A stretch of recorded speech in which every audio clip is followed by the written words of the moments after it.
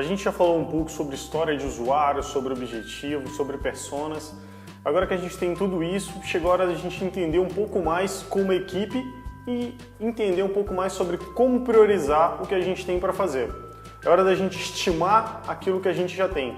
Legal? E o que a gente vai utilizar para isso? A gente vai usar duas técnicas que vão ajudar o time a compreender melhor as funcionalidades daquele produto e, consequentemente, estimar e chegar na prioridade por algumas técnicas específicas. Então vamos analisar um pouco quais são elas, né? A gente vai falar sobre estimativa. E aí tem duas técnicas inicialmente, a gente vai falar sobre uma em primeiro lugar, que é a High Level Story Showdown. A gente vai falar sobre ordenar histórias por complexidade e tamanho. E ela é uma técnica bem simples de se utilizar, tá? A proposta dela é exatamente isso aqui. A gente vai colocar no canto o tamanho uma perspectiva de tamanho, né? Desde muito pequeno, pequeno, médio, grande, muito grande, e algo que a gente não consegue definir o que é. A gente vai pegar esses post-its e com a equipe a gente vai começar a colar e vai pregar lá. O time acha que essa história ela é muito pequena e vai começar a discutir por que acha que ela é muito pequena. Legal? Lembrando, aqui a gente está ordenando a história por complexidade e pelo tamanho. Então é importante no momento de definir isso, o time discutir qual a complexidade daquela história, por que ela é muito pequena.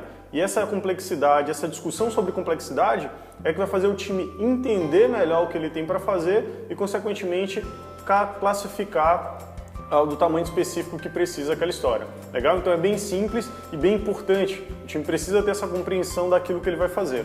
Tá? Outra técnica também bem legal, né? E aí frisando ainda sobre o Story Showdown, a gente vai falar sobre estimativas que são feitas com base em experiências do time. Então provavelmente um time vai dizer se isso é mais complexo ou mais fácil que o outro, né? E as histórias são explicadas dentro do time, o time faz o levantamento das histórias e vai discutir sobre isso. Outra técnica também bem interessante é o Giant Slide, e a gente vai falar como distribuir histórias por esforço, legal? Então, como é que funciona isso? Ela também é bem simples, tá?